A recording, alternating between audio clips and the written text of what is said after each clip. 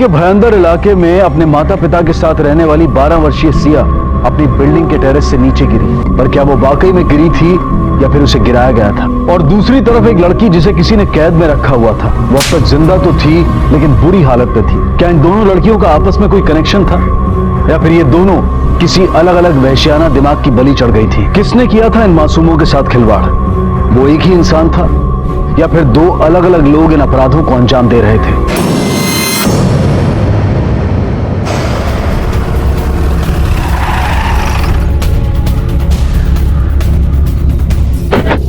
Sir, लड़की की उम्र लगभग 12 साल की है। ये उसकी माँ है और उसके डैडी। सर, वॉचमैन का कहना है कि जब उसकी नजर ऊपर गई तब तक लड़की नीचे कूद चुकी थी, करीब 1 घंटे पहले।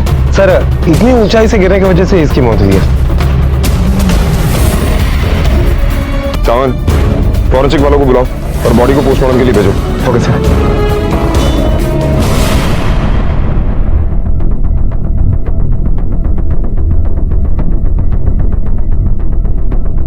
सेटअप को देख के लग रहा है कि लड़की ने सुसाइड कमिट किया है। हो सकता है, लेकिन फिलहाल कुछ कहा नहीं जा सकता। एक काम करो, फॉरेंसिक वालों को ऊपर बुलाओ। हो सकता है कोई फिंगरप्रिंट्स या कोई एविडेंस मिल जाए। और ये भी पता करो कि टेरेस का दरवाजा हमेशा खुला रहता है या फिर किसी ने खोला।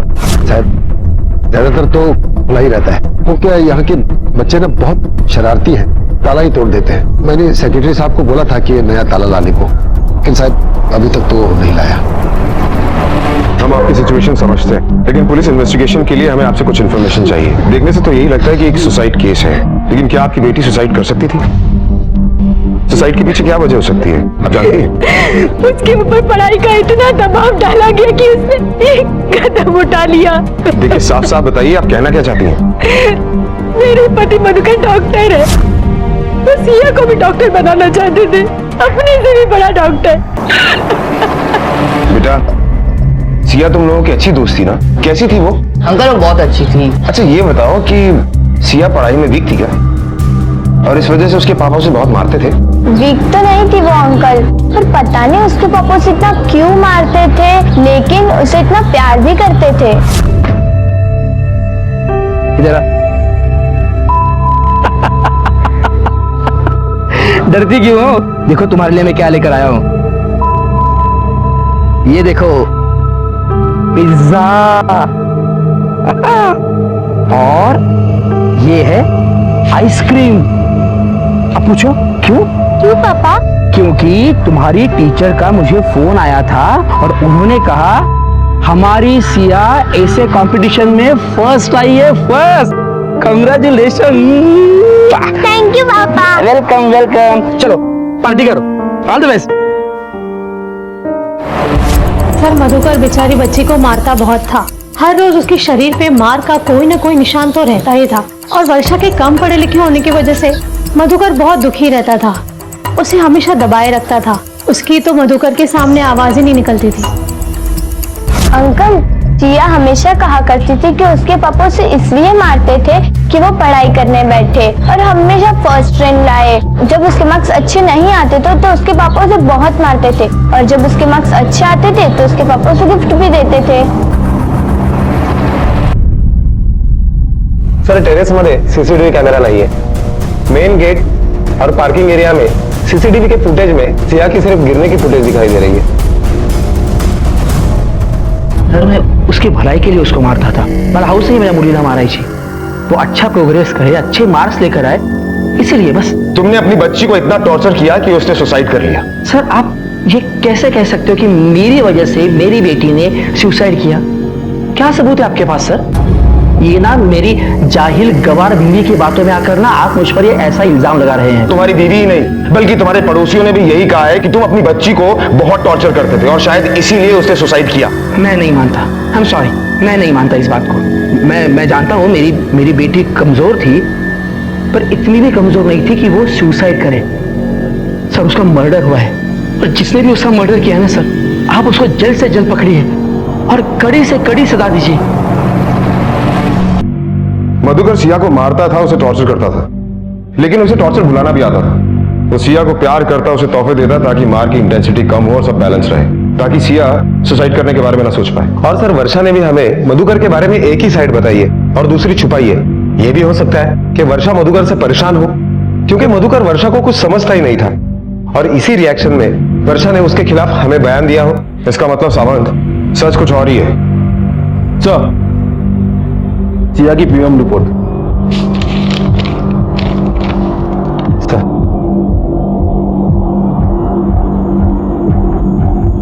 सावंत, इस रिपोर्ट के मुताबिक सिया की बॉडी पर चोट के निशान है और सबसे चौंकाने वाली बात तो यह है कि मरने से पहले सिया के साथ रेप किया गया और वो भी प्रिकॉशंस के साथ, इसलिए सीमन सैंपल नहीं मिले। शायद ये सुसाइड नहीं, मर्डर है।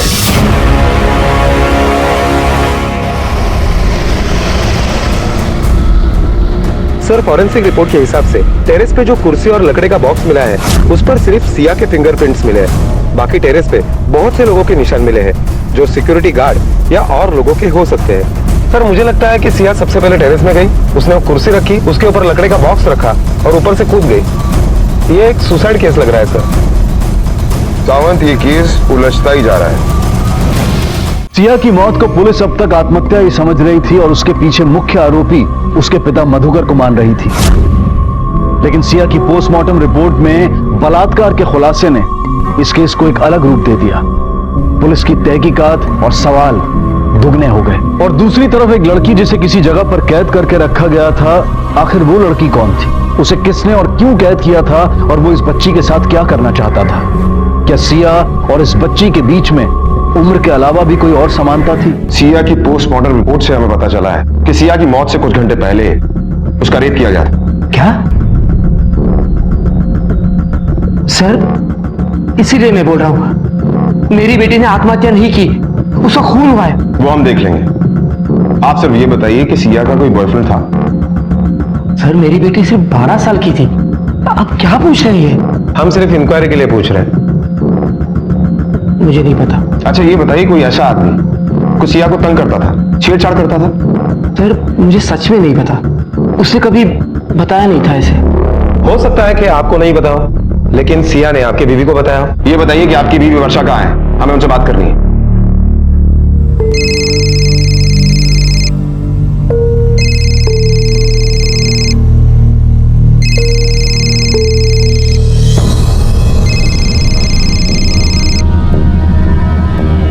तुम्हें मना किया था ना मैंने, यहाँ फोन मत करना। पता नहीं है क्या तुम्हें यहाँ क्या चल रहा है? अब जब तक मैं ना बोलूं ना, फोन मत करना, वरना खुद भी फंसोगे और मुझे भी फंसाओगे।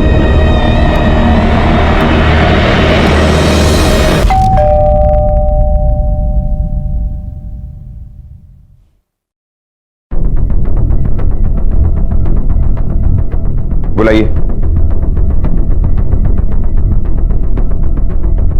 वर्षा, वर्षा! इंस्पेक्टर साहब वाले, तुमसे बात करनी है कुछ।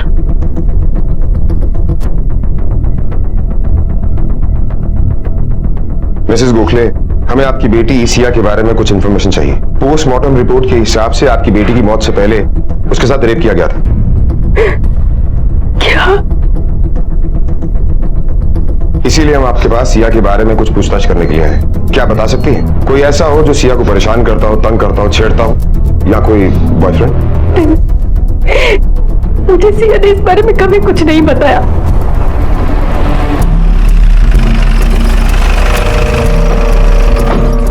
सावंत, तुमने नोटिस किया वर्षा के चेहरे पर उसकी बेटी के जाने का दुख कम, किसी और बात का डर ज्यादा था। ये जरूर हमसे कुछ ना कुछ छिपा रही है। एक काम करो, इसकी सारी इंफॉर्मेशन निकालो और इनकी सोसाइटी में जितने भी सीसीटीवी कैमरा है सबकी फुटेज चेक करो, शायद कोई सबूत मिल जाए। Okay sir. सावंत, ये तो सिर्फ कॉरिडोर की फुटेज, इसमें कुछ भी नहीं। मेन डोर और रिसेप्शन की फुटेज कहाँ है? सर उन दोनों जगह के कैमरास खराब थे, इसलिए वहां की फुटेज नहीं मिल पाई। सावंत, आजकल छोटे छोटे बच्चों के पास मोबाइल होता है, पता करते हैं कि ये सिया के पास पर्सनल मोबाइल था या नहीं। नहीं सर, मधुकर ने कभी भी सिया को मोबाइल के लिए अलाउड नहीं किया। सावंत, इसके स्कूल के दोस्त और सोसाइटी के दोस्तों से पता करते हैं। अगर ये लव एंगल है तो उसके किसी ना किसी दोस्त को जरूर पता होगा।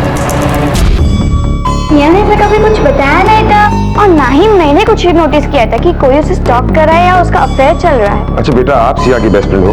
नहीं सर। कौन था उसका बेस्ट फ्रेंड? ये क्या नाम है आपका बेटा? सर माधुरी। अच्छा बेटा, सिया ने तुम्हें कभी किसी लड़के के बारे में बताया? कोई उसे पसंद करता हो या वो किसी को पसंद करती हो? नहीं सर, पर मैंने एक बार उसके बैग में पॉइजन की बोतल देखी थी। सिया फेस वॉश देना मेरे बैग में।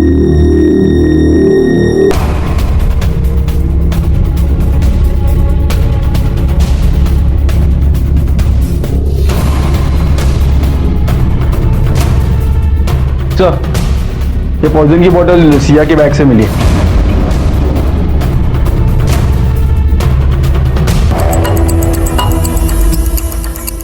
सावन, ये केस सुसाइड से मर्डर और अब मर्डर से वापस सुसाइड पर आ गया।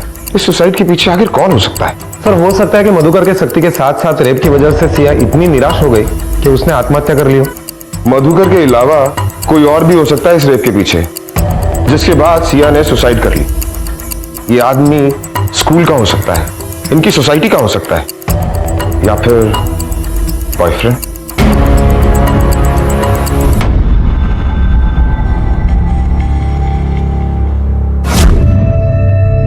सिया, तुम्हारी बुक से नोटपेपर नीचे गिर गया। दूध पी लो, ध्यान से पीना, गर्म है।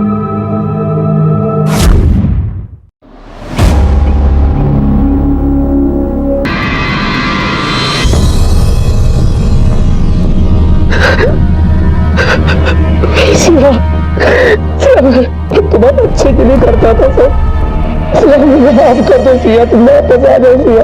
दुनिया का सबसे बड़ा दुख वो होता है जब माँ बाप अपने बच्चे की अर्थी निकलते हुए देखते हैं। बच्चे माता पिता के सपने होते हैं और शायद उनका भविष्य भी, लेकिन जब माँ बाप उन्हें अपना सपना पूरा करने की मशीन बना दें, उन्हें प्यार के एहसास से दूर रखें और उन्हें डर से रूबरू कराएं, तो फिर परिणाम वही होता है जैसा कि मधुकर और वर्षा का हुआ। क्या बच्चों से प्यार, जिम्मेदारी और जुड़ाव का मतलब सिर्फ किताबी ज्ञान होता है?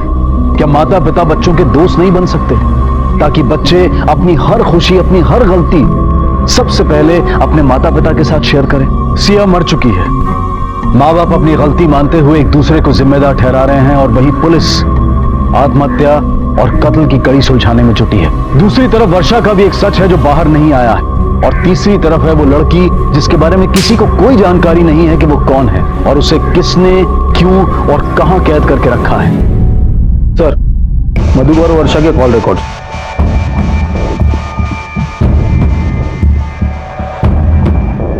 सर, वर्षा के कॉल रिकॉर्ड में एक नंबर ऐसा मिला है जिस पर वर्षा की लगातार बातें हुआ करती थी, लगभग दिन में 3-4 बार, और टाइमलाइन के हिसाब से जिस वक्त मधुकर क्लिनिक में होता था उसी वक्त ये बातें हुआ करती थी।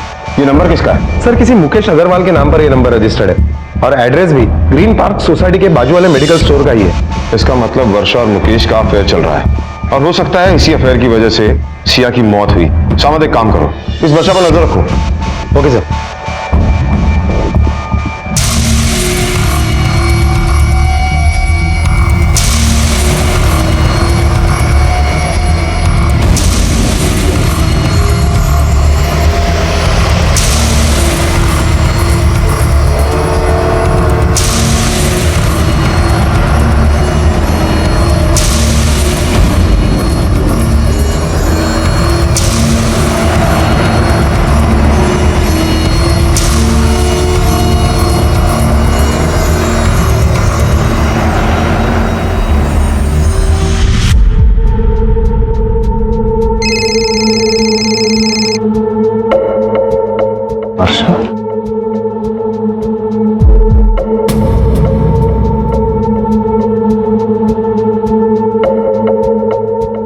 राहुल, थोड़ा दुकान संभालना, मैं आता हूँ।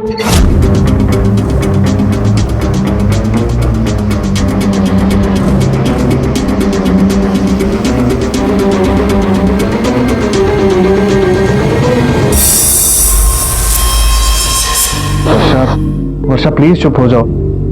देखो, सिया के जाने का दुख मुझे भी है, लेकिन उन्हीं को कौन टाल सकता है, और तुम्हारे ऐसे रोने से वो वापस नहीं आ जाएगी ना।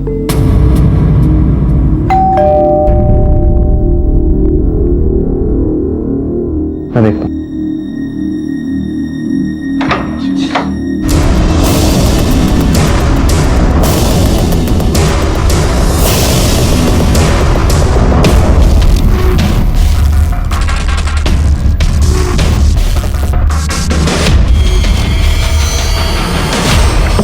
मैं अपनी बेटी को बहुत प्यार करती थी, बहुत प्यार। और मुकेश से भी। वो सब तो मधुकर की वजह से हुआ।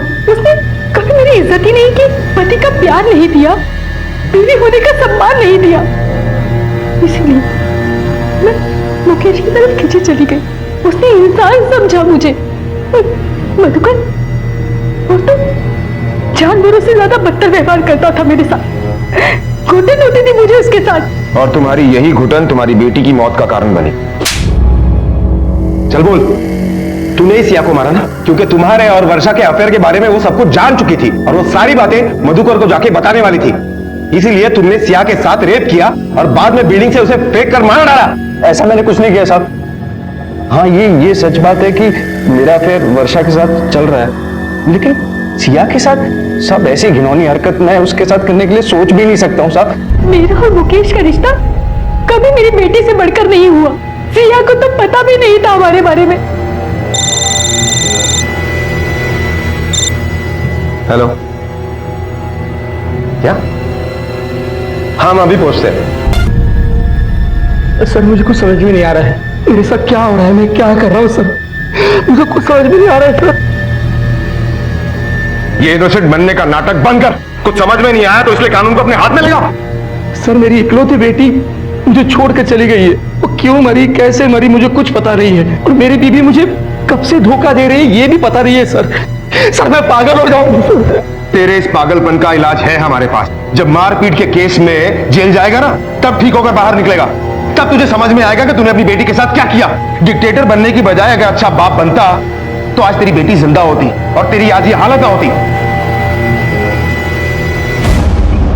वर्षा, तुम्हें जितना रोना है आज रो लो, क्योंकि तुम्हारे दुख वाले दिन अब खत्म होने वाले हैं। मधुकर तुम्हारे साथ पहले इतना बुरा बर्ताव करता था और इस हादसे के बाद तो वो तुम्हारा जीना हराम कर देगा।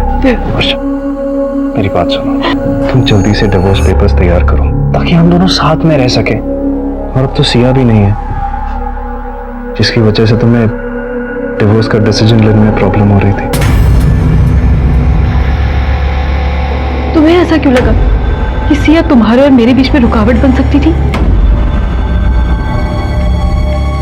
वर्षा, मैंने सोचा शायद। सच सच बताओ, सिया को पता था तुम्हारे और मेरे बारे में? तुमने बताया? कहीं तुमने उसे हमारे रास्ते के बीच में से हटाने के लिए पहले उसके साथ और बाद में उसे? सर, पूछताछ में पता चला है कि मुकेश एक डिवोर्सी है और उसे अपनी पहली बीवी से 3 बेटियां हैं। मुकेश को बेटियों से सख्त नफरत है और इसीलिए उसने वर्षा पर प्रेशर डाला कि वो मधुकर के साथ साथ सिया को भी छोड़कर उससे शादी कर ले, लेकिन वर्षा ने साफ साफ इनकार कर दिया। सर, कहीं ऐसा तो नहीं कि अपना रास्ता साफ करने के लिए मुकेश ने ही सिया के ऊपर रेप किया हो और बाद में उसे मार डाला हो? मुकेश के पास मोटिव है, लेकिन वर्षा से शादी करने के लिए वो सिया का रेप क्यों करेगा? सावध, एक काम करो, इस मुकेश के कैरेक्टर के बारे में सारी इंफॉर्मेशन निकालो, और ये इंफॉर्मेशन उसकी एक्स-वाइफ से बेटर हमें कौन दे सकता है? अंजलि जी। जी जी, मैं ही हूं मुकेश की एक्स वाइफ। और कैरेक्टर का क्या है, वो तो बिना कैरेक्टर का आदमी है। जबान से जितना मीठा है उतनी गहराई से कड़वाहट है उसके अंदर। उसको जो चाहिए वो उसे हासिल ही करता है, दूसरे के तकलीफ और दुख के बारे में जरा भी नहीं सोचता। काफी तकलीफ दी है उसने आपको। कहीं ये गुस्सा इसलिए तो नहीं कि उसने आपको छोड़ दिया? उसने मुझे नहीं, मैंने उसे छोड़ा है कि दिए हुए जख्मों के निशान अभी भी मेरे शरीर पर है। आपसे एक सवाल पूछना है, क्या मुकेश ने कभी आपके साथ जबरदस्ती करने की कोशिश की, या वो इस हद तक जा सकता है कि किसी का रेप करे? सब वो इंसान कुछ भी कर सकता है। कितनी बार तो मैं बीमार होने के बाद भी उसने मेरे साथ जबरदस्ती की है। देख, सच बोल, वरना कुछ नहीं बोलने के जुर्म में अंदर सड़ता रहेगा। तेरा मालिक तो छूट जाएगा, लेकिन तेरी बेल करवाने के लिए तुझे कोई नहीं मिलेगा। इसे तो अच्छा है कि तू सब कुछ सच बता दे। साहब, हम सबको वर्षा मैडम और साहब के चक्कर के बारे में पता था साहब।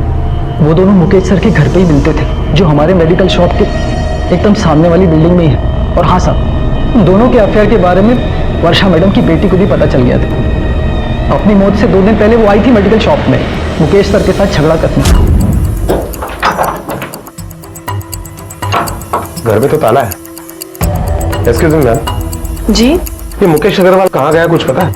कहाँ गए पता नहीं, पर हाँ, रात को जाते हुए देखा, बड़ी जल्दी में थे। Thank you ma'am.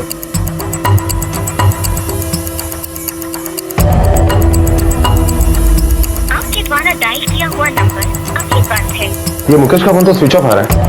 भावेश कर एक काम करा, ये मुकेश का फोन ट्रैक पर डालो और उसके मोबाइल का लास्ट लोकेशन जल्द से जल्द निकलवाओ। Okay sir. ओके ठीक है सर। मुकेश के मोबाइल का लास्ट लोकेशन पता चल गया है। उसके मोबाइल का last location green park society का दिखाई दे रहा है।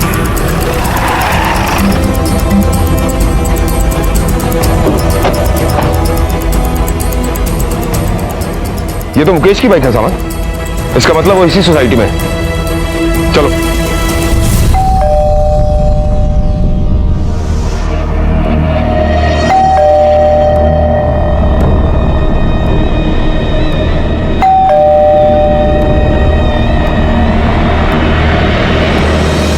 किसने मारा तुम्हें? सर वर्षा ने। वर्षा ने? क्यों? वो सोचती है कि मैंने सिया के साथ जबरदस्ती की, फिर उसे मार डाला। वर्षा ये सच है कि ये सिया को हमारे रिलेशनशिप के बारे में पता लग गया था। उसे हमारे रिश्ते के बारे में पता था? ये बात तुमने मुझे क्यों नहीं बताई? तुमने ही उसके साथ रेप करके उसे मार दिया ना? सच है ना ये? ऐसा कुछ भी नहीं है और मैं सच बोल रहा हूँ। तुम झूठ बोल रहे हो। वर्षा प्लीज, इस वक्त तुम बहुत गुस्से में हो। मैं तुमसे बाद में बात करूंगा। सर मैं वर्षा को कैसे यकीन दिलाऊं कि मैंने ऐसा कुछ भी नहीं किया? वो बच्ची थी तो उसके साथ ऐसी घिनौनी हरकत मैं कभी सोच भी नहीं सकता। मैं तो उसे अपनी बेटी की तरह मानता था। तुम क्या मानते थे और क्या नहीं मानते थे ये तुम समझो, लेकिन सच्चाई क्या है वो हम पता लगा ही लेंगे। मेरी बेटी सिया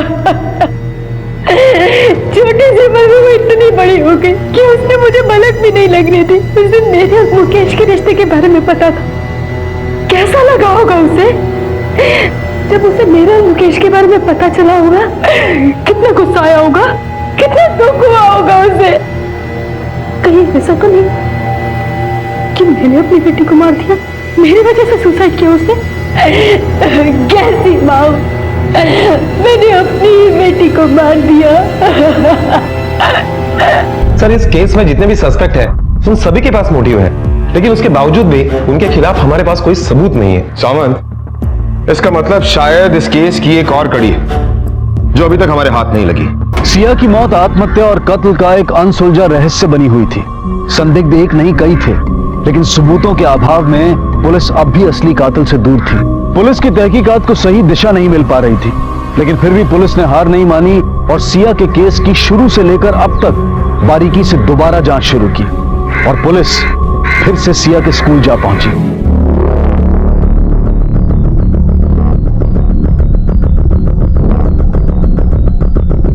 बेटा, सिया यहीं बैठती थी ना? Yes sir. ANKUSH, अंकुश। सर मुझे कभी सिया में इंटरेस्ट नहीं था सर। सर वो ही मेरे पीछे पड़ी थी सर, फ्रेंडशिप करना चाहती थी सर वो, बल्कि उसको मालूम था कि मेरी गर्लफ्रेंड माधुरी है सर। आई स्वेयर सर, वो मेरा पीछा भी करती थी सर।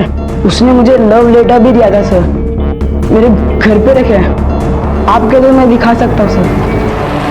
माधुरी बेटा, तुमने हमें ये पहले क्यों नहीं बताया कि सिया अंकुश को चाहती थी? तो हम लोग डर गए थे।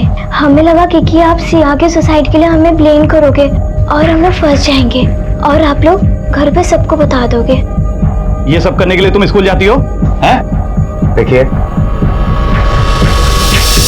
अब ये बताओ कि तुम सिया से आखिरी बार कब मिले थे? अंकुश बेटा, जो भी हुआ था सच सच बताओ ही नहीं। सर सच बोल रहा हूँ, कुछ नहीं किया है सर मैं।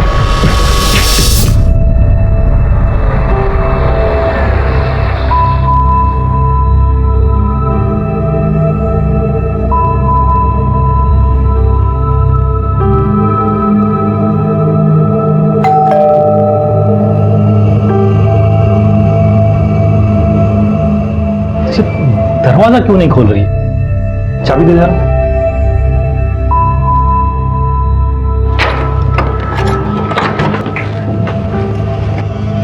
मेका, ये अंदर बेडरूम में रहेगी।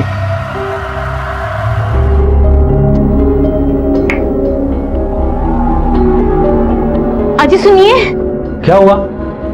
रूम में अजीब सी स्मेल आ रही है।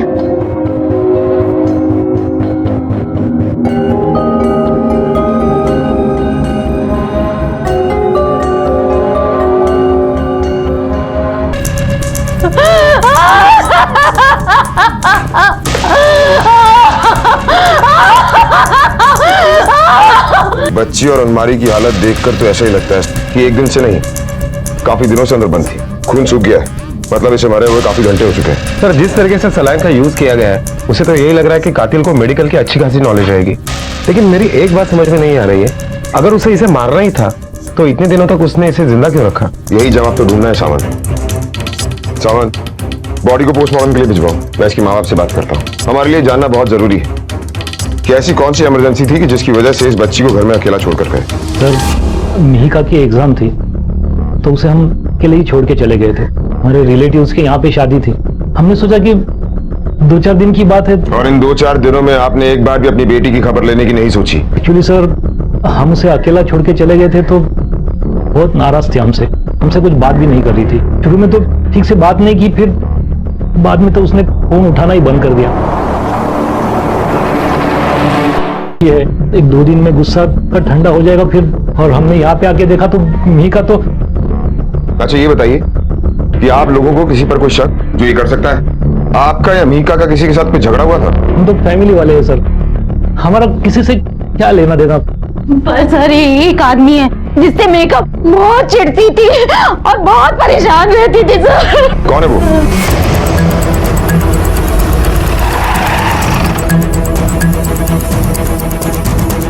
बेटा, ये राधेश्याम दुबे का घर कहाँ है?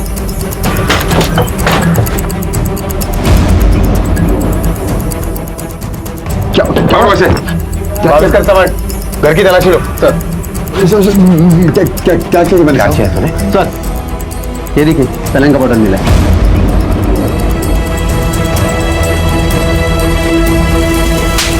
मैंने कुछ नहीं किया साहब, मैंने कुछ नहीं किया, मुझे जाने दो साहब। देख, मिहिका की डेड बॉडी के पास जो सलाइन बॉटल मिली और जो तेरे घर से सलाइन बॉटल बरामद हुई वो एक ही केमिस्ट की शॉप से खरीदी गई थी। बॉटल खरीदना भी अब क्या गुनाह है? वो तो मैंने साहब अपनी जोड़ी के लिए खरीद के रखा था। बहुत सीरियस है वो साहब। देख, हमें अच्छी तरह से पता है कि तू शादीशुदा नहीं है। अब सब कुछ सच सच बता दे, वरना तेरे अंदर इतनी सलाइन की बोतलें चढ़ाएंगे कि तू फट जाएगा। क्यों मारा? तू ऐसे नहीं बोलेगा, तोड़ो इसे।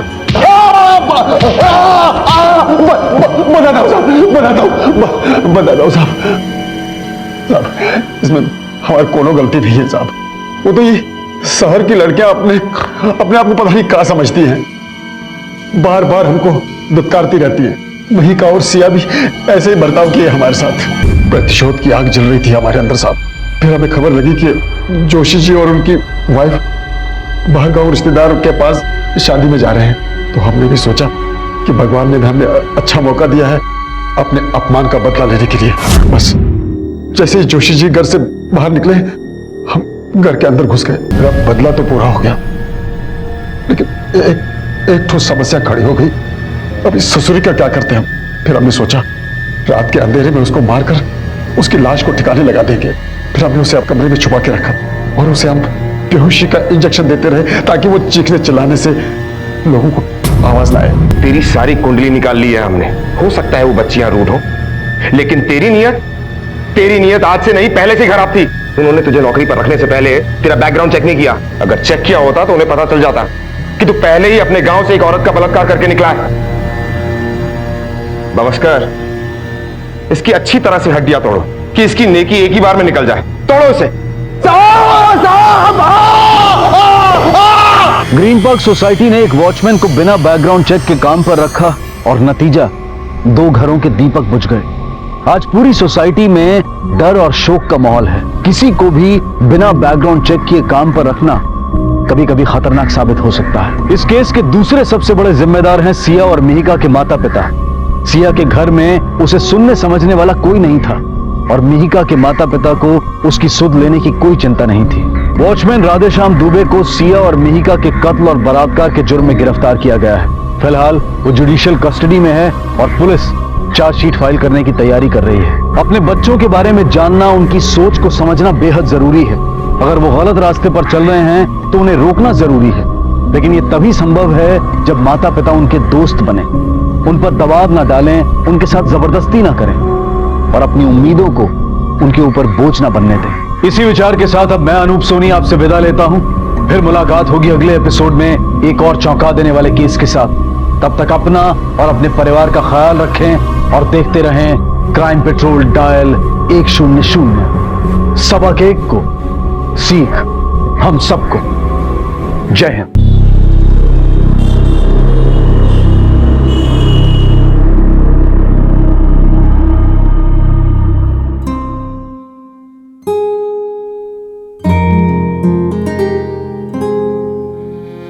जाने दो ना सुभद्रा, होता रहता है। इस झगड़े के चक्कर में हम अपनी 35th एनिवर्सरी क्यों खराब करें? देखो 9:30 बज गए हैं, अभी तक हमने केक भी नहीं काटा। चलो केक काटते हैं। अब समझा मैं, मैडम को गुलाब जामुन पसंद है ना? मुझे पता है मैडम का मूड केक से नहीं गुलाब जामुन से ठीक होता है। बस 2 मिनट बैठो, मैं अभी गर्मा गर्म गुलाब जामुन पेश करता हूँ। हाँ?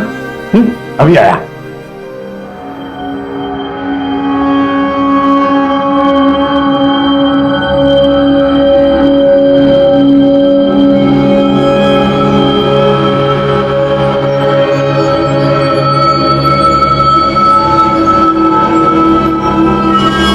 नमस्कार, आदाब। क्राइम पेट्रोल डायल 100 में आप सबका स्वागत है। घर हम अपनी खुशी, अपने आराम के लिए बनाते हैं, जहां हम अपने आप को सबसे ज्यादा सुरक्षित महसूस करते हैं। और हर घर की खुशहाली की बुनियाद होती है रिश्तों में घुली मोहब्बत। आए दिन हम अपने आसपास कत्ल, चोरी, अपहरण और ना जाने कैसे कैसे खौफनाक जुर्म होते हुए देखते हैं, उनके बारे में पढ़ते हैं, सुनते हैं। आज की ये कहानी उत्तर प्रदेश के गाजियाबाद में रहने वाले अग्रवाल दंपत्ति की है। उनकी शादी की 35वीं वर्षगांठ पर उन्हें मौत के घाट उतार दिया गया। आखिर उनके साथ ऐसा क्यों हुआ? क्या उनके कत्ल के पीछे का कारण उनका पैसा, उनकी जायदाद थी, या फिर वजह कुछ और थी? आखिर कौन जिम्मेदार था इस खौफनाक जुर्म का?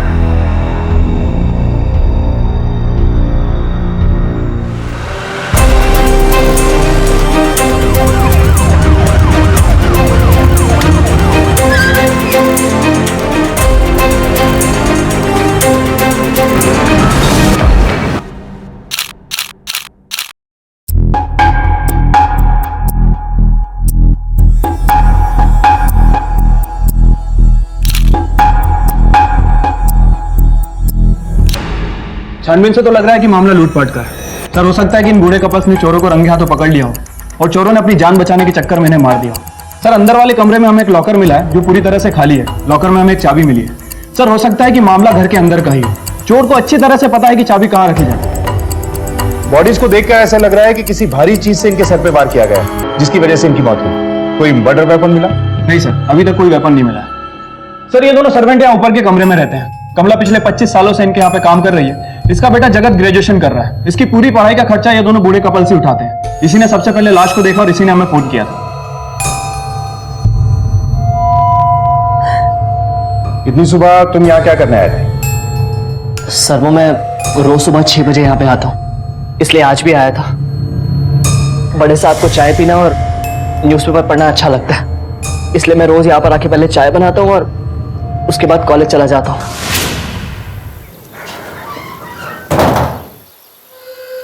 माँ। हाँ बेटा। मैं बड़े साहब को चाय देकर आता हूँ। अच्छा ठीक है।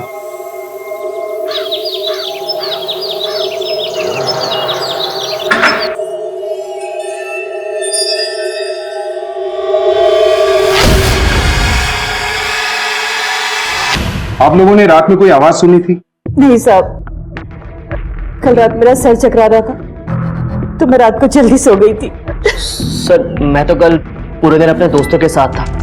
आप चाहे तो उनसे फोन पे बात कर सकते हैं।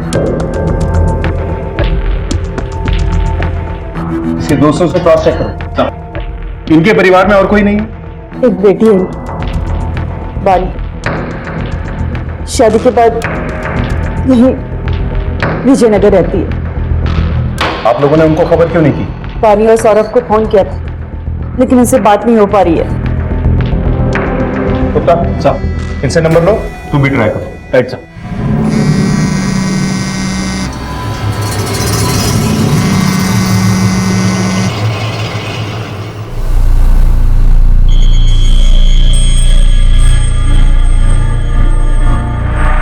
जगत,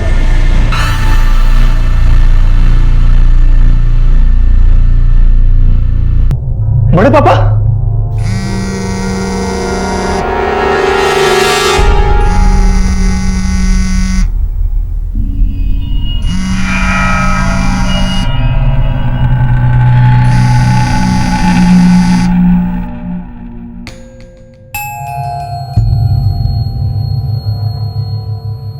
जी हमारे बड़े पापा और बड़ी मम्मी, हम लोग यहीं फर्स्ट फ्लोर पे रहते हैं। ये सब कब हुआ, कैसे हुआ, मुझे कुछ पता ही नहीं चला। तुम्हारी फैमिली से कोई क्यों नहीं आया? और तुम भी अब आ रहे हो? कोई रात को तुम्हारे नाक के नीचे 2 मर्डर करके चले जाता है और तुम्हें कोई खबर तक नहीं होती। खैर, कोई आवाज सुनी थी या किसी पे कोई संदेह? नहीं सर, अब हमारा तो अलग से एंट्रेंस है। और सर मुझे रात को ही पता चला कि मेरी नानी आईसीयू में है, इसलिए मैं मम्मा को सुबह सुबह एयरपोर्ट छोड़ने चला गया, क्योंकि उनकी सुबह 6:30 की फ्लाइट थी। और पापा की तबीयत ठीक नहीं रहती, इसलिए जब हम लोग निकले तो वो सो रहे थे।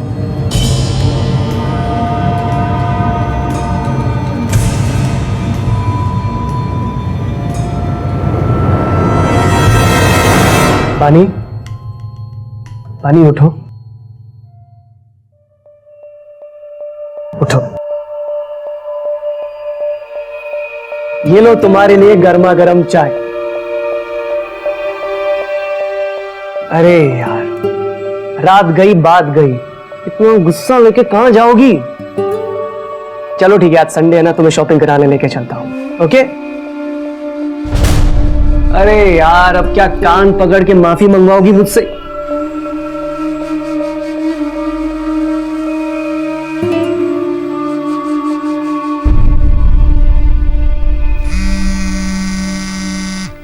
सर, पापा डिप्रेशन के पेशेंट हैं। उन्होंने तो एक बार सुसाइड करने की भी कोशिश की। ऐसा क्या हो गया था जो उन्होंने सुसाइड करने की कोशिश की? सर, हमारा फैमिली बिजनेस था, कंस्ट्रक्शन और बिल्डिंग मटेरियल्स का। एक दिन बड़े पापा और पापा में कुछ कड़वाहट आ गई। बड़े पापा ने 25 साल पहले ही सब कुछ मेरे पापा के नाम कर दिया था। क्योंकि बड़े पापा एक नामी वकील थे, इसलिए उन्होंने अपनी प्रैक्टिस फिर से स्टार्ट की। वो तो वक्त के साथ आगे बढ़ते चले गए, लेकिन दूसरी तरफ मेरे पापा का बिजनेस गिरता चला गया। और एक समय ऐसा आया कि पूरे बिजनेस पे ताला लग गया। हम बैंक करप्ट हो गए। पापा ने ऑलरेडी ढेर सारा लोन और उधार दे रखा था। वो ये सारे झटके बर्दाश्त नहीं कर पाए और एक दिन उन्होंने, आपका जो भी प्रोसीजर है आप मुझे मेल करो और मैं आपको पीपीटी जो सबमिट कर दूंगा सुबह तक। हाँ, I call you back. Paper क्यों बिखरे पड़ा है?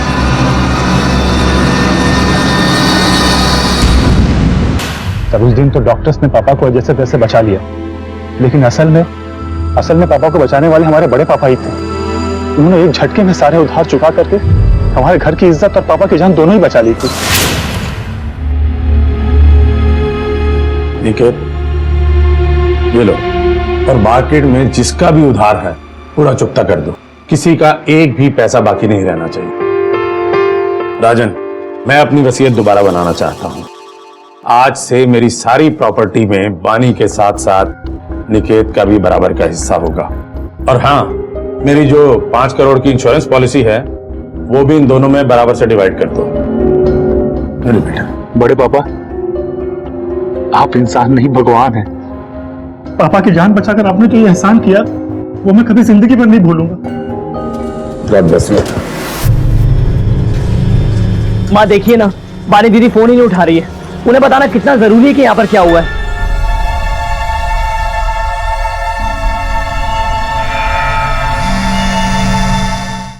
इस नाइट में जो गार्ड होता है उससे बात हुई? नहीं सर, हम उसे कांटेक्ट करने की कोशिश करें। ठीक है, केबिन चेक करो। Right sir.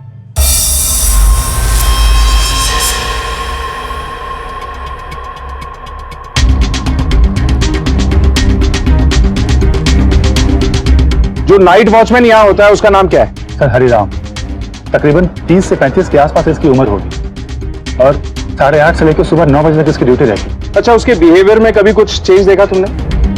हाँ सर, बड़ा अजीब सा था वो। अभी पिछले महीने उसने ज्वाइन किया है। और जब 2 दिन पहले मैं रात को 2 बजे वापस आया तो मैंने देखा कि वो ड्यूटी पे दारू पी के टाइट। मैंने उसको वार्न भी किया, अगर अगली बार से दारू पिएगा तो मैं उसको काम से निकलवा दूंगा।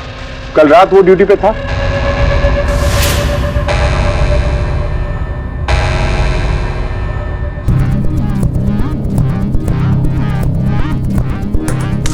सर रात के 8:30 बज रहे थे और वो हमेशा उसी वक्त काम पे आया करता था। अच्छा, जब तुम एयरपोर्ट जा रहे थे तब तुमने उसे देखा था? नहीं सर, मुझे अच्छी तरह से याद है, जब मैं आया तो 1-2 बार हॉर्न भी बजाया।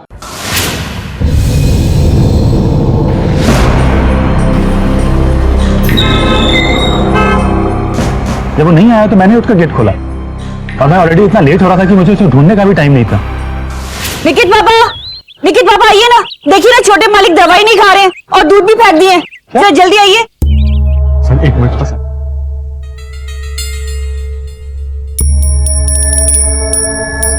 सर ये सीसीटीवी तो काफी वक्त से खराब है सर। पता नहीं लोग इतने लापरवाह क्यों होते हैं। इनकी सुरक्षा के लिए लगाई गई चीज भी कोई काम नहीं आ रही। कम से कम अब तो वो लोग किसी को बुला के इसे ठीक कराएं। Okay sir. सर ये चिट्ठी मुझे प्रभात के डॉक्यूमेंट से मिली है। 20,000 रुपए डस्टबिन में डाल दो, वरना तुम्हारे साथ अच्छा नहीं होगा। आखिरी बार समझा रहे हैं, डस्टबिन में 20,000 रुपए डाल दो। इसका मतलब प्रभात की जरूर किसी से कोई दुश्मनी थी। गुप्ता साहब, इस वॉचमैन वाले एंगल में जरूर कोई गड़बड़, इसका पता लगाओ। राइट। और हाँ, इस घर में जितने भी लोग आते जाते हैं, दूध वाला, अखबार वाला, कचरे वाला, सबसे पूछताछ करो। मुझे ऐसा लगता है इसमें किसी बाहर वाले गैंग का हाथ है और जिसकी खबर किसी अंदर वाले ने दी। Right sir. क्या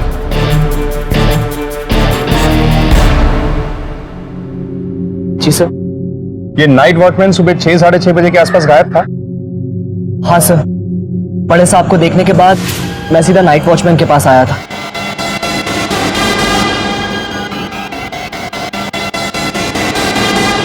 लेकिन वो यहाँ पे नहीं था। उसके बाद मैंने आपको कॉल किया।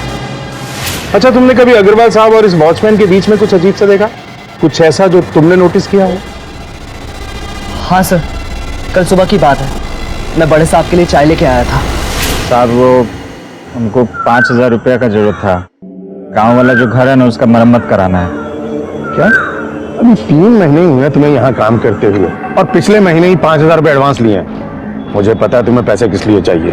नहीं साहब, इतना अच्छा से ड्यूटी करते हैं, आप किसी से भी पूछ लीजिए। तुम्हारी बहुत कंप्लेन आ चुकी है मेरे पास। तुम दारू पीकर ड्यूटी पर आते हो। आखिरी वार्निंग दे रहा हूँ, समझ जाओ। हम माँ कसम खा के कह रहे हैं, ऐसा कुछ नहीं है। चलो जाओ यहाँ से। अरे रुके क्यों हो, जाओ। आ जाते हैं पैसे मांगते।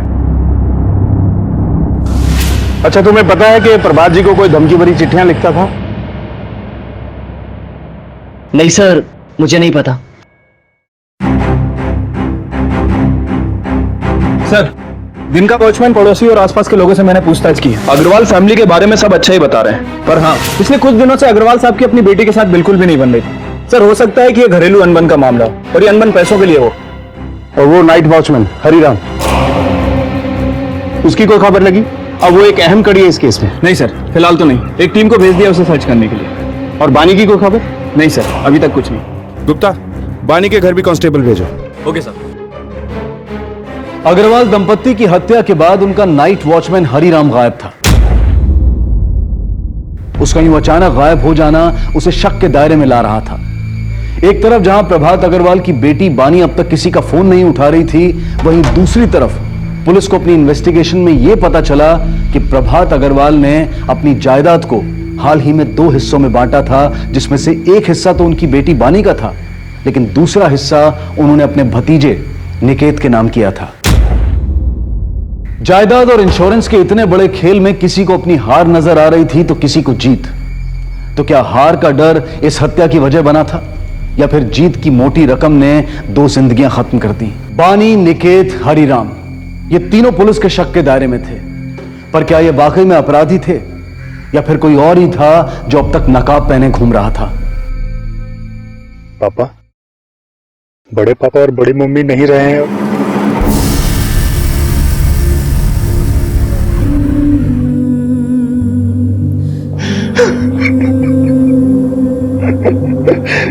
बानी बहुत दुलारी है इस घर की। उसे जिंदगी के सारे सुख देने में बड़े साहब और मालकिन ने कोई कसर नहीं छोड़ी थी। लेकिन बानी सौरभ से प्यार करने लगी थी। उसकी हैसियत इस घर के बराबर नहीं थी। लेकिन बानी की जिद थी कि वो शादी करेगी तो सिर्फ सौरभ से। लेकिन बड़े साहब और मालकिन को लगता था कि वो उसको खुश नहीं रख पाएंगे, इसलिए उन्होंने बानी को समझाया भी। देख बेटा, सौरभ हमें भी पसंद है, मैं सौरभ की बात नहीं कर रही हूँ। वहां तुम मिडिल क्लास लोगों में एडजस्ट नहीं कर पाओगी और वहां तेरी सारी डिमांड भी पूरी नहीं होगी। मुझे कुछ नहीं पता, मैं शादी करूंगी तो सिर्फ सौरभ से, तो मुझे वो पसंद है।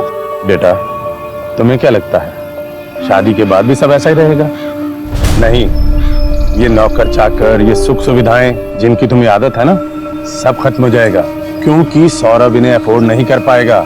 उसे थोड़ा वक्त दो बेटा, क्योंकि उसकी जॉब अभी भी शुरू हुई है।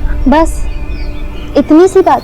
पापा, अगर मेरी शादी हो जाएगी तो क्या आप मेरे पापा नहीं रहोगे? और वैसे भी स्टैंडर्ड मेंटेन करने के लिए तो पापा है ना। प्लीज मान जाओ प्लीज। इधर आओ, मेरी बात सुनो। हम दोनों के रहन सहन में बहुत फर्क है, जो तुम्हें समझना पड़ेगा। हा? मतलब आप नहीं मानोगे ना? अरे बेटा बानी सुनो। बानी दीदी सौरभ भैया से बहुत प्यार करती थी, लेकिन बड़े मालिक और मालकिन उनके रिश्ते से बिल्कुल खुश नहीं थे। इसलिए बानी दीदी ने अपने आप को बेडरूम में लॉक कर दिया और साथ ही साथ भूख हड़ताल भी कर दी। बानी बेटा, बानी बेटा दरवाजा खोलो। खाने पर कैसा गुस्सा? बानी, मुझे डर लग रहा है, कहीं अंदर उसने कुछ कर ना लिया हो। अरे नहीं, तुम परेशान मत हो, मैं देखता हूँ। बानी, बानी बेटा, बेटा बाहर आ जाओ। अरे बाहर आओगी तो कुछ बात करते हैं ना। कोई बात नहीं करनी मुझे। अब अगर आप लोगों ने हाँ नहीं की तो दरवाजा तोड़कर मेरी लाश निकाल लीजिएगा। अब अगर या तो मेरी सौरभ से शादी होगी, नहीं तो मौत। अरे बानी बेटा, कैसी बातें कर रही हो तुम? सुनो, परेशान मत हो। अरे बेटा, बाहर नहीं आओगी तो सौरभ से मिलोगी कैसे? आ जाओ।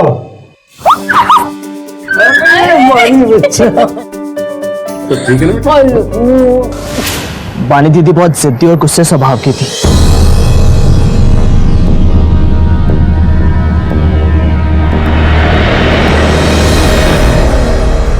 लेकिन सबकी दुलारी थी। आखिर वो बड़े साहब की इकलौती औलाद जो थी।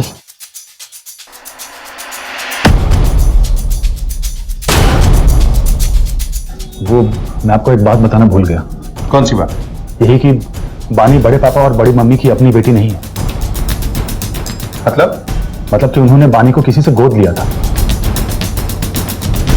कुछ पता है किससे? नहीं सर, ये मुझे आइडिया नहीं है। ये शादी मेरी जिंदगी की सबसे बड़ी मिस्टेक है।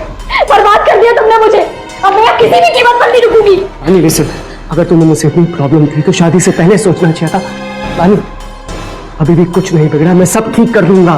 तुम तो कुछ बोलो ही मत, सब तुम्हारी वजह से हुआ है। मिल रही है ना खुशी? बानी, पागलों जैसी बातें मत करो। I will handle everything, trust me. बानी प्लीज एक बार मुझे तुमसे कोई बात नहीं करनी। बानी एक बार फिर सोच लो तो। मुझे कोई बात नहीं करनी।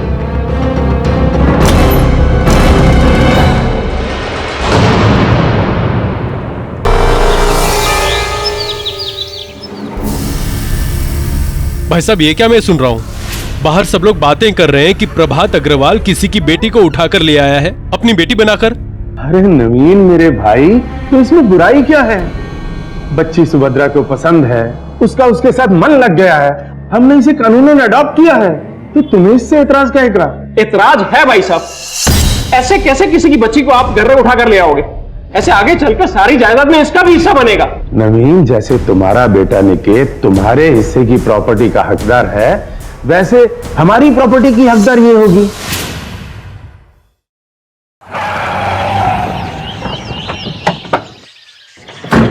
सर, अभी तक के इन्वेस्टिगेशन में सारा शक हरिराम के ऊपर ही जा रहा है। सर, हो सकता है कि ये सब हरिराम ने पैसों के लिए किया हो, अकेले या फिर किसी गैंग के साथ मिलकर। गुप्ता, हो सकता है कि कत्ल का मोटिव पैसे से बढ़कर कहीं ज्यादा हो, कहीं तो कोई एंगल है। सर, वो धमकी वाली चिट्ठी भी तो एंगल हो सकती है जो हमें अग्रवाल फैमिली के घर पे मिली थी। प्रभात एक लॉयर था, डेफिनेटली इसके बहुत सारे दुश्मन होंगे। इसके ऑफिस में जाओ और पता करो।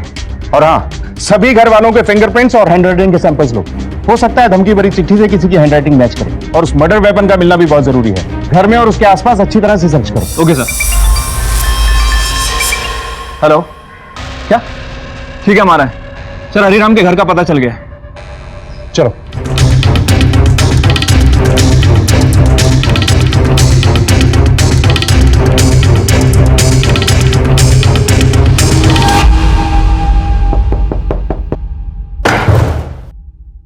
तलाशी लो घर की। देखो सर।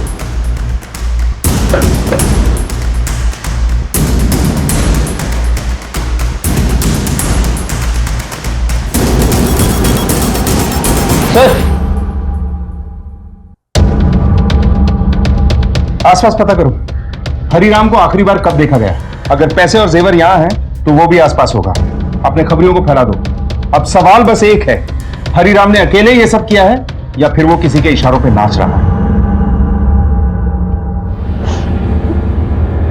हाँ सर, मेरी मम्मी पापा से कहा सुनी हुई थी। बचपन से हर चीज पर सिर्फ मेरा ही हक था।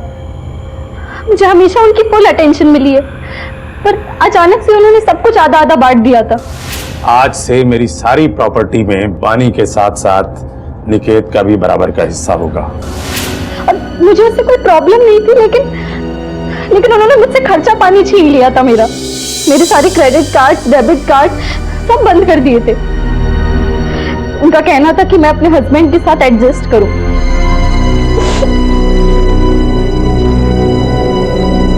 कल रात एग्जैक्टली क्या हुआ था? कल पापा मम्मी की एनिवर्सरी थी। चलो सुभद्रा, केक काटते हैं। हाँ, बानी, सौरभ कब आएगा? वो नहीं आएगा। अरे वाह, कितना प्यारा गिफ्ट है। थैंक यू बेटा।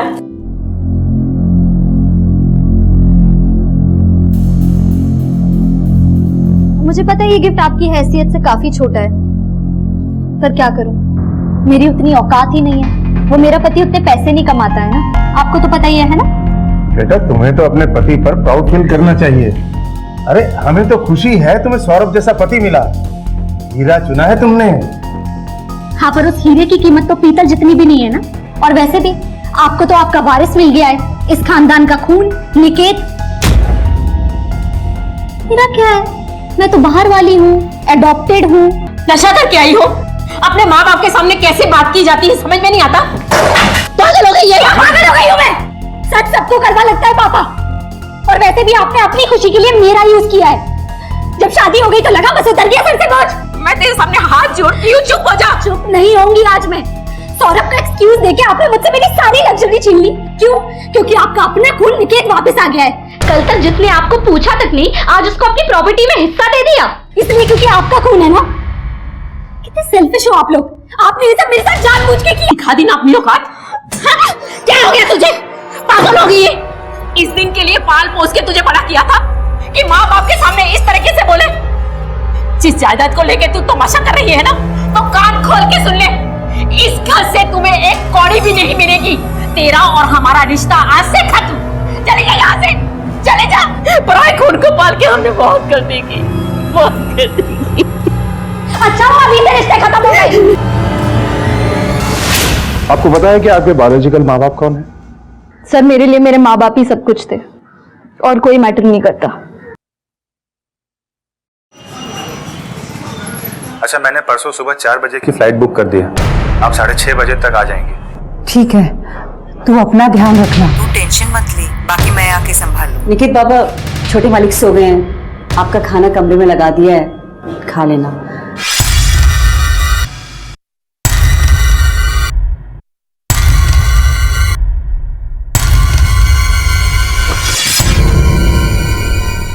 अरे, तू सोया नहीं अभी तक? माँ बस दोस्त से बात कर रहा था, सोने जा रहा था। लो, लाइट भी चली गई।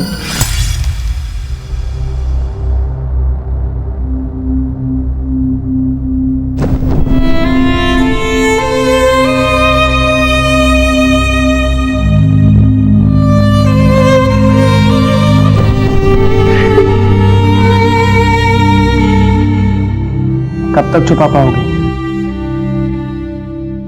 पता नहीं। अब पछताने से क्या फायदा? अगर मेरी बात मान ली होती तो अभी किसी को रोना नहीं पड़ता। इस केस की तहकीकात में अब तक कई सच सामने आए थे, रिश्तों की मिठास और कड़वाहट के सभी पहलू दिखाई देने लगे थे। बानी के अंदर का ज्वालामुखी फट पड़ा था और शक के घेरे में प्रभात के वकालत के पेशे को लेकर भी कई दुश्मन थे। पुलिस इस बात को भी मानकर चल रही थी कि यह केस लूटपाट और हत्या का भी हो सकता है, क्योंकि वॉचमैन हरिराम भी गायब था। पुलिस इस मामले में हर मुमकिन गुंजाइश को टटोल रही थी।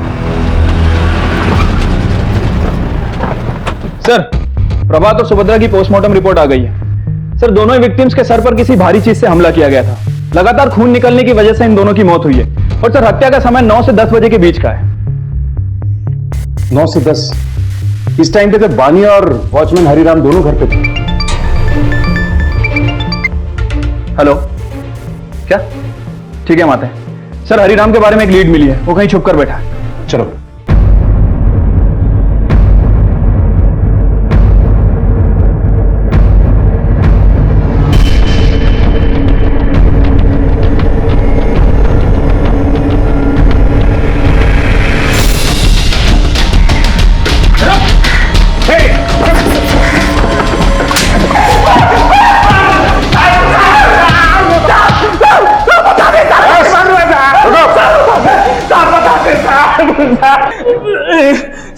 चल, शुरू हो जा।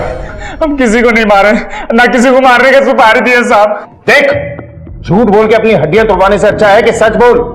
वो चोरी के जेवर और पैसे हमें तेरे घर से मिले हैं और हमने तेरी पुरानी हिस्ट्री भी खोद निकाली है। जहां तू पहले नौकरी करता था वहां भी चोरी हुई थी, इसी वजह से तुझे निकाला गया था। साहब, हम कुछ नहीं किया। हमको क्या मिलेगा मालिक और मालिक को मार के? साहब, सच बता रहे। कहीं ऐसा तो नहीं कि ये सब तूने किसी और के कहने पे किया हो और इस चीज के तुझे पैसे मिले हो? जीवन में मेरे को मच्छर नहीं मार पाएगा, आदमी कहां से मारेंगे साहब?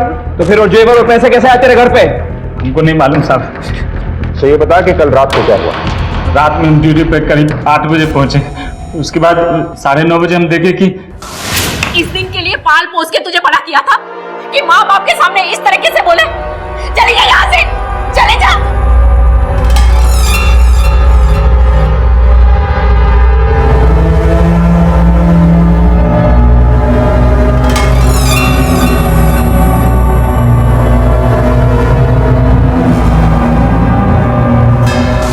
ऐसा हमेशा होता था?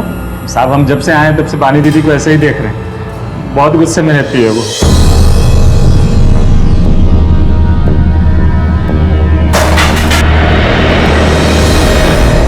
बानी के जाने के बाद तूने कुछ देखा या सुना?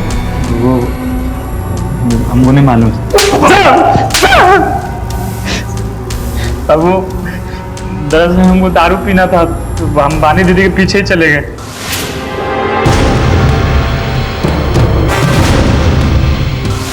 हमको लगा कोई नहीं आएगा तो बस सोचे थोड़ा मूड बना।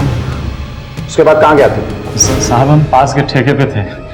कुछ दोस्त यार मिल गए थे तो हम लोग पीने लगे। अब शायद ज़्यादा हो गया था, हम सो गए। जब आँख खुला तो देखे सुबह हो गया था। हम भाग के घबरा के एकदम ड्यूटी पे पहुंचे। वहाँ जब पहुंचे तो देखे बहुत भीड़ इकट्ठा हुआ है। इधर उधर से पता किया तो पता चला कि हमारे साहब लोग का हत्या हो गया।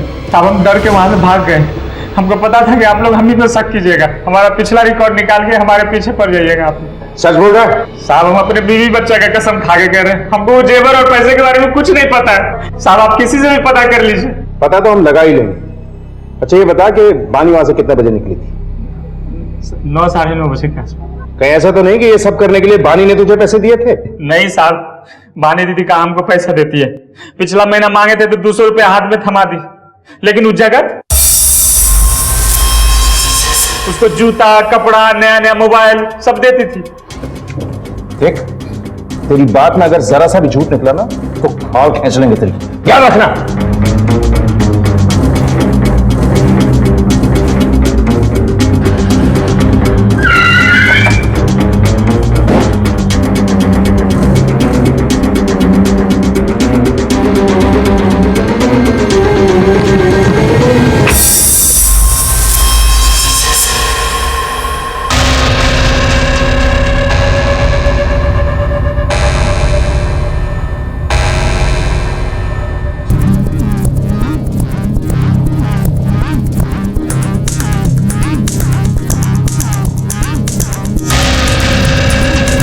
सब कहां से आया? और ये पैसे बानी देती है ना तुझे?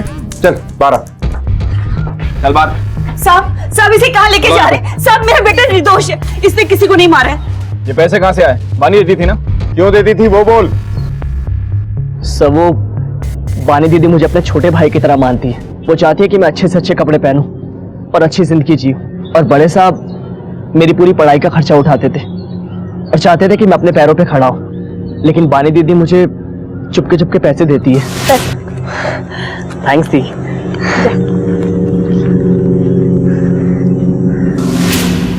एक दिन घर में कुछ प्रॉब्लम हुई और उन्होंने पैसे देना बंद कर दिया। और पैसे ना मिलने की वजह से तुझे प्रॉब्लम, गुस्सा आया और तूने इस प्रॉब्लम को ही खत्म कर दिया। साहब हम उन्हें क्यों मारेंगे? वो हमारे अन्नदाता थे, उन्हें मार के हमें क्या मिलेगा? अब निकेत से क्यों नहीं पूछते? बड़े मालिक के मरने का तो सबसे ज्यादा फायदा तो उसी का हुआ ना। आज से मेरी सारी प्रॉपर्टी में बानी के साथ साथ निकेत का भी बराबर का हिस्सा होगा।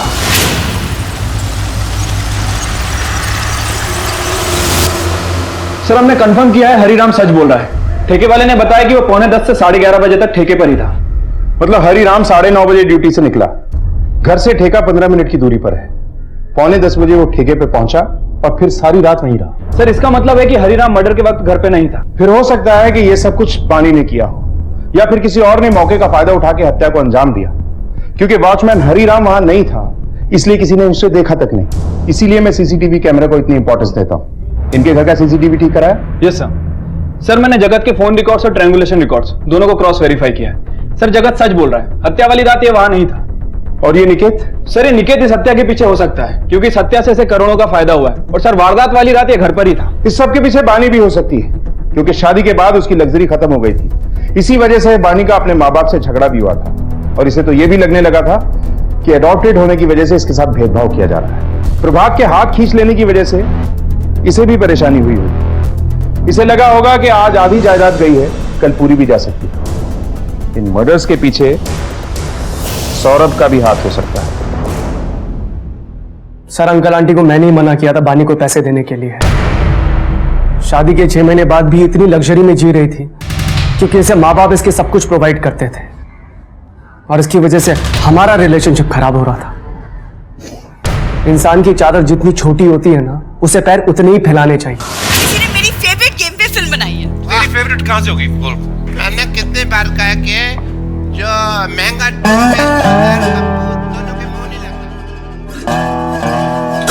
बानी आज खाने के लिए फिर कुछ नहीं बना? मेड ही नहीं आई, मैंने भी कुछ नहीं खाया। चलो ऑर्डर कर। बताओ क्या खाओगे? मेरा ना चाइनीज खाने का मन है। देखो बानी हम लोग आजकल रोज ज्यादा ही बाहर खाना खा रहे हैं। तुम ये जब टीवी देखती हो तो कोई कुकिंग शो देख के कुकिंग सीख लो ना। ये खाना वाना बनाना ना मिडिल क्लास की औरतों का काम है और वैसे भी इतना शौक है घर का खाना खाने का तो फुल टाइम मेड रख लो। बानी प्लीज बात को समझो ना यार। जब से आई तब से समझ ही रही हूँ। तुम फुल टाइम मेड इसलिए नहीं रखोगे क्योंकि उसमें ज्यादा पैसे लगते हैं और मुझे रखने नहीं दोगे क्योंकि पापा के पैसों से तुम्हें प्रॉब्लम है। मोहन सौरभ वो पैसे भी तो मेरे ही है ना, और मेरे हैं मतलब तुम्हारे हैं। इनफैक्ट मैं तुम्हारी जगह होती ना तो इतना सा भी काम नहीं करती। सर उस दिन मैं बहुत गुस्से में गई। पापा ने बताया था कि सौरभ उनसे मिलने गया था। बानी सौरभ जैसे हस्बैंड को पाकर तुम्हें खुश होना चाहिए। तुम्हें पता है बेटा, सौरभ ने खुद आकर मुझसे कहा कि आप बानी को फाइनेंशियली सपोर्ट करना बंद कर दीजिए ताकि तुम उसके लाइफस्टाइल में एडजस्ट हो सको। सौरभ हीरा है, बहुत अच्छा लड़का है। वो सही कहते थे, नहीं उन्हें समझ नहीं पाई और ना ही सौरभ को, इसलिए तो आखिरी बार भी उनसे झगड़ा ही किया। काश मैंने उन्हें इतना परेशान नहीं किया तो आज वो जिंदा होते।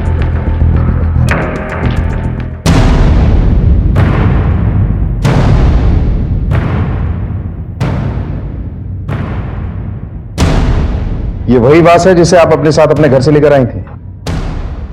हाँ सर, झगड़ा करते वक्त ही मेरे हाथ में ही था और फिर हाथ में ही रह गया। इसे फॉरेंसिक लैब भेजो। Okay sir.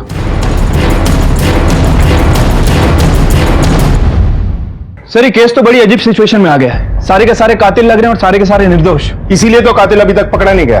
खैर हैंडराइटिंग मैच का क्या हुआ? सर सबके सैंपल लेकर एक्सपर्ट टीम को भेज दिया है। गुड। गुप्ता इस कहानी के सभी किरदारों पर कड़ी नजर रखो, खासतौर पर इस निकेत पर। Right sir. प्रभात और सुभद्रा अग्रवाल के कत्ल की गुत्थी सुलझने का नाम ही नहीं ले रही थी। पुलिस की शक की सुई बारी बारी से इस कहानी के हर किरदार की तरफ घूम रही थी, लेकिन किसी के भी खिलाफ उन्हें कोई पुख्ता सबूत नहीं मिला था। और फिर अचानक एक ऐसी बात सामने आई जिसकी वजह से सबके होश उड़ गए। इस केस में आए इस नए मोड़ ने इस केस की दिशा कहीं और ही मोड़ दी।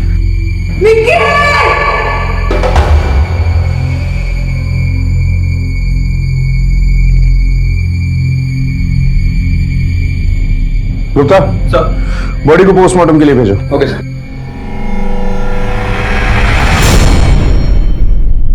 सर मैं जब 6:30 बजे घर पहुंची और देखा तो आपको किसी पे शक है? हाँ, बानी पे। उस नौकरानी की बेटी को घर की महारानी बना दिया था भाई साहब ने। क्या? बानी नौकरानी की बेटी? किस नौकरानी की? हमारे घर की नौकरानी कमला। कमला, तुम अकेली दोनों बच्चों की परवरिश कैसे करोगी? मैं सोच रही थी कि बानी हम गोद ले लेते हैं। बानी हमें दे दो। हाँ कमला, हम कानूनन इसे अडॉप्ट करना चाहते हैं। तुम्हारी आंखों के सामने यहीं इसकी परवरिश होगी, यहीं पढ़ाई लिखाई होगी, इसका भविष्य बनेगा, इसकी जिंदगी बन जाएगी। हाँ कमला, मना मत करना, ये बच्ची हमें दे दो। अच्छा, अले अले अले अले मेरे बच्चा। लेकिन हमें तो अभी तक किसी ने नहीं बताया कि बानी नौकरानी की बेटी है। आपको कोई क्यों बताएगा? अरे सब लोग उस नकचड़ी और जिद्दी बानी से डरते थे। उसने अपना कन्यादान भी कमला को करने नहीं दिया ताकि किसी को पता नहीं चले कि वो कमला की बेटी है। और आज जब मेरे बेटे को भाई साहब की प्रॉपर्टी में से हिस्सा मिल रहा था तब वो बर्दाश्त नहीं कर पाई और उसी ने मेरे बेटे को मार दिया। नौकरानी की बेटी को घर की महारानी बना दिया था भाई साहब ने। बानी नौकरानी की बेटी? किस नौकरानी की? हमारे घर की नौकरानी कमला। लेकिन हमें तो अभी तक किसी ने नहीं बताया कि बानी नौकरानी की बेटी है। आपको कोई क्यों बताएगा? अरे सब लोग उस नकचड़ी और जिद्दी बानी से डरते थे। उसने अपना कन्यादान भी कमला को करने नहीं दिया ताकि किसी को पता नहीं चले कि वो कमला की बेटी है। और आज जब मेरे बेटे को भाई साहब की प्रॉपर्टी में से हिस्सा मिल रहा था तब वो बर्दाश्त नहीं कर पाई और उसी ने मेरे बेटे को मार दिया। ये सब झूठ है। मेरी बेटी सबसे प्यार करती थी, वो किसी को मार ही नहीं सकती, खासकर उन्हें जिनको वो अपना माँ बाप और सबको समझती थी। गुप्ता साहब, बानी को बुलवाओ और यहाँ का सीसीटीवी फुटेज चेक करो। देखो कि कल रात यहाँ कौन कौन आया था। ओके साहब।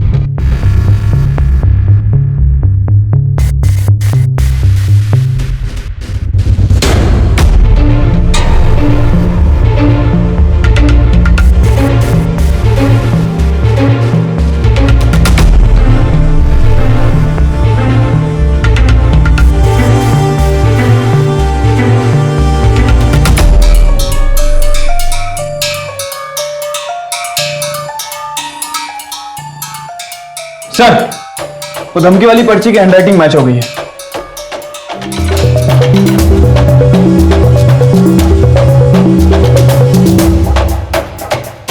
अब समझ में आया कि इन दोनों डेड बॉडीज पर घाव एक जैसा क्यों था। सब कहाँ लेके जा रहे हैं? सब छोड़िए इसे, सब छोड़िए इसे, सब छोड़िए। देख, हमें पता चल गया है कि पैसों के लिए धमकी भरी चिट्ठियां तू लिखा करता था। सर मैं मानता हूँ कि वो चिट्ठियां मैंने लिखी थी, लेकिन किसी को नुकसान पहुंचाने के लिए नहीं। बानी दीदी ने मेरी आदत बिगाड़ दी थी और फिर एक दिन अचानक से उन्होंने मुझे पैसा देना बंद कर दिया। मैंने ये चिट्ठी वाला आइडिया लगाया।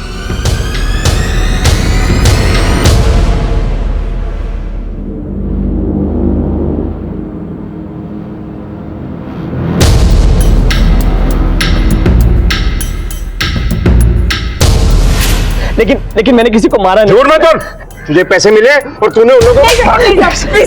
इसकी कोई गलती नहीं है, इसने किसी को नहीं मारा। मेरा बेटा किसी को नहीं मार सकता साहब। कौन? कैसे मारा उन्हें? सर मैंने नहीं मारा सर किसी। हमने सीसीटीवी फुटेज चेक किया है और गार्ड ने भी हमको बताया कि ना तो कोई घर में आया और ना कोई गया। इसका मतलब साफ है कि कातिल घर में ही मौजूद था और अब भी है। क्या लगा रहा है? सीधे सीधे बोल, वरना थाने ले जाकर ऐसी कुटाई करूंगा ना। बोल कैसे मारा? बोल कैसे मारा मैंने? सिलबट्टे से मारा।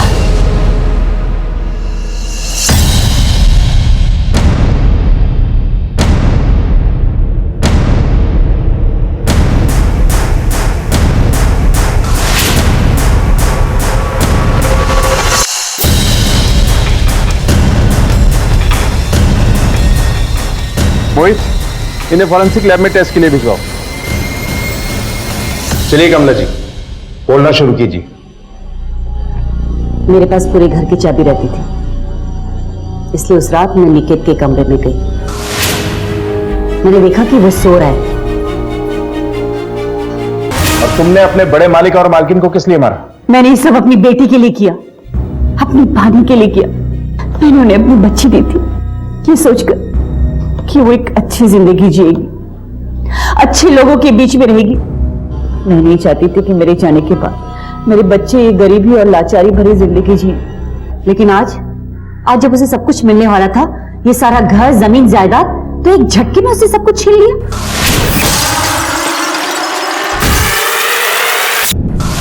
उन तीनों की वजह से दुखी थी मेरी बच्ची।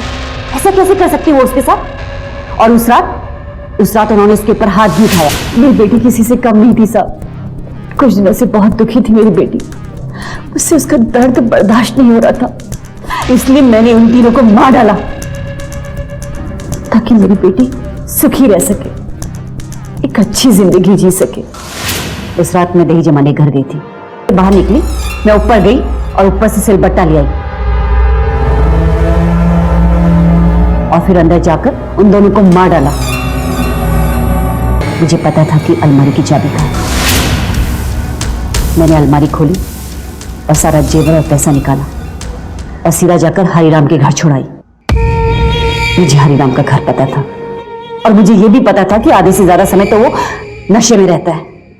मैंने ये सब इसलिए किया ताकि सारा इल्जाम हरिराम के ऊपर आ जाए और मुझ पर कोई शक न करे।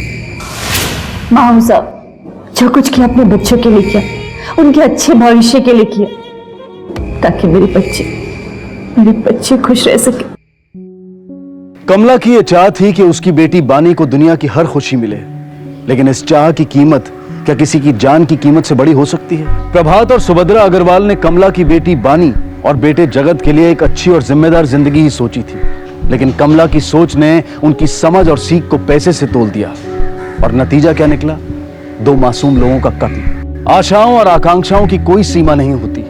इन्हें पूरा करने की लालसा में कभी कभी हम अपने शुभचिंतक को अपना दुश्मन समझ बैठते हैं और कुछ ऐसे कर्म कर जाते हैं जिनका पछतावा हमें हमेशा रहता है। इसलिए बेहद जरूरी है कि हम अपनी जिंदगी को एक सकारात्मक सोच और अच्छे विचारों के साथ जिएं। इसी विचार के साथ अब मैं अनूप सोनी आपसे विदा लेता हूं। फिर मुलाकात होगी अगले एपिसोड में एक और चौंका देने वाले केस के साथ।